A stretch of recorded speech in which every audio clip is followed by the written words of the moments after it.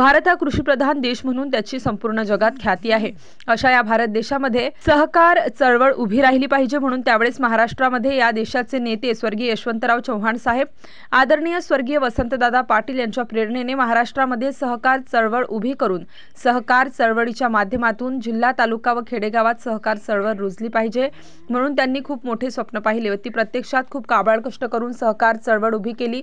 यामागे त्यांची खूप मोठी दूरदृष्टी होती। सहकार चळवळीच्या माध्यमातून शेतकऱ्यांना योग्य मोबदला मिळेल, सहकाराच्या माध्यमातून सर्वसामान्य जनतेच्या हाताला काम मिळेल, तसेच खेडोपाडी गावागावात सहकाराच्या माध्यमातून मोठमोठी विकास कामे होतील।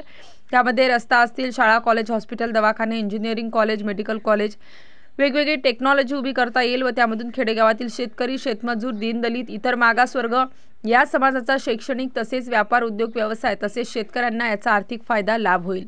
ही विचारधारा घेऊन आपण समाजाचे काहीतरी देणे लागतो ही सद्भावना मनामध्ये ठेवून सहकार चळवळ उभी केली। त्याला सहकाराची पंढरी म्हणून संबोधले गेले। ह्याच प्रेरणेने अहमदनगर जिल्ह्यामध्ये त्यांचा वारसा पुढे चालू ठेवण्यासाठी अगर घेऊन जाण्यासाठी अहमदनगर जिल्ह्यातील जुने राजकीय मंडळींनी हाच वारसा पुढे कायम ठेवून सहकार चळवळ उभी केली आणि त्या माध्यमातून त्यांनी आपले जीवाचे रान करून काबाड कष्ट घेऊन या जिल्ह्यामध्ये शेतकऱ्यांसाठी आपण काहीतरी शेतीविषयक उद्योगधंदे निर्माण केले पाहिजे म्हणून शेतकऱ्यांच्या हितासाठी त्यांनी सहकारी साखर कारखान्याची तसेच सहकारी दूध संघ, सहकारी बँक, सहकारी देखरेख संघ, सहकारी सोसायटी, सूतगिरणी, खरेदी विक्री संघ, मध्यार्क प्रकल्प, कृषी उत्पन्न बाजार समिती आदी शेतकऱ्यांच्या हितासाठी संस्था उभ्या करून त्या माध्यमातून खेडेगावाचा विकास कसा करता येईल याची संकल्पना, दूरदृष्टी डोळ्यासमोर ठेवून त्याची निर्मिती पुढच्या भावी पिढीसाठी निर्माण केली हा त्यांचा मोठेपणा होता। अशाच या जिल्ह्यांमधील स्वर्गीय धनंजयराव गाडगीळ, स्वर्गीय स्वातंत्र्यसेनानी भाऊसाहेब संतुजी थोरात, स्वर्गीय विठ्ठलराव विखे पाटील, स्वर्गीय बाबूराव बापूजी तनपुरे, स्वर्गीय शंकरराव काळेसाहेब, स्वर्गीय शंकरराव कोल्हे साहेब, स्वर्गीय मारुतीराव घुले पाटील, स्वर्गीय शिवाजीराव नागवडे, स्वर्गीय भास्करराव गलांडे पाटील, स्वर्गीय आबासाहेब निंबाळकर, श्री यशवंतराव गडाख साहेब, स्वर्गीय भांगरे पाटील, स्वर्गीय पी.बी. कडू पाटील, स्वर्गीय अनंतशेठ धावडे, स्वर्गीय रामदास धुमाळ पाटील असे अनेक दिग्गज नेत्यांनी आपले कर्तव्य पार पाडले। राहुरी तालुका हा सर्व सोयींनी सुजलाम सुफलाम तालुका आहे। या तालुक्यामध्ये सहकार चळवळ उभी राहिली पाहिजे म्हणून या तालुक्यातील जुन्या जाणत्या ज्येष्ठ नेत्यांनी आपल्या जीवाचे रान करून काबाड कष्ट करून राहुरी तालुक्यात सहकारी संस्थांची उभारणी केली। हा कारखाना उभारणीसाठी राहुरी तालुक्यातील शेतकऱ्यांचा फार मोठा सिंहाचा वाटा आहे। त्यांनी खूप खस्ता खाऊन शेअर्स भांडवल उभे केले आहे। आज ह्याच राहुरी कारखान्यातील तेथील असणाऱ्या कामगारांची अवस्था बघवत नाही। आमच्या कामगार भगिनी असतील, कामगार बंधू बांधव असतील, आज त्यांच्यावर उपासमारीची वेळ आली आहे। चुकीचे नियोजन, चुकीच्या नेतृत्वाकडे गेल्यामुळे प्रचंड भ्रष्टाचार, शैक्षणिक संस्थेमध्ये, शिक्षण भरतीमध्ये, प्रवेश भरतीमध्ये मोठ्या प्रमाणावर प्रचंड लूट केली जाते ही दुर्दैवी बाब आहे। या गोष्टीचा निषेध करावा तेवढा कमीच आहे।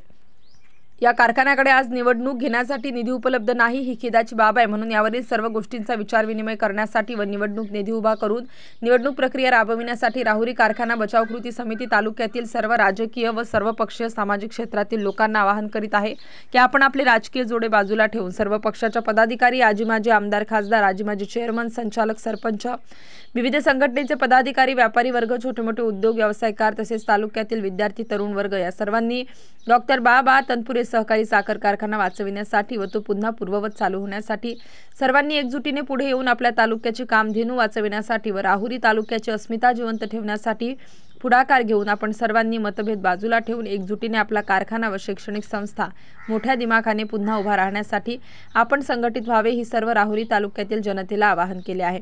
दिनांक 9 ऑक्टोबर 2024 रोजी सकाळी 10 वाजता Pandurang lawns, station road, Rahuri येथे मेळाव्याचे आयोजन करण्यात आले आहे। तरी सर्व नागरिकांनी उपस्थित राहावे असे आवाहन बाबूराव बापूजी तनपुरे, सहकारी साखर कारखाना बचाव कृती समिती राहुरी तालुका, अमृत पाटील धुमाळ, अमृत पाटील कडू, अरुण पाटील कडू, अर्जुन पाटील म्हसे, सुभाष पाटील करपे, भारत पाटील पेरणे, संजय पाटील पोटे, दिलीप पाटील इंगळे, रवींद्र पाटील मोरे, सुखदेवराव पाटील मुसमाडे, नानासाहेब पाटील पठारे, सुधाकर पाटील शिंदे, सुधाकर पाटील कराळे, आप्पासाहेब पाटील दूस, बाळासाहेब पाटील जठार, नामदेवराव पाटील कुसमुडे, अनिल शिरसाट, अजित पाटील जाधव, नारायणराव टेकाडे, अरुण पाटील डोंगरे आदी सर्व कारखाना सभासद, कामगार, शेतकरी वर्ग, व्यापारी वर्ग तर्फे करण्यात आलेले आहे।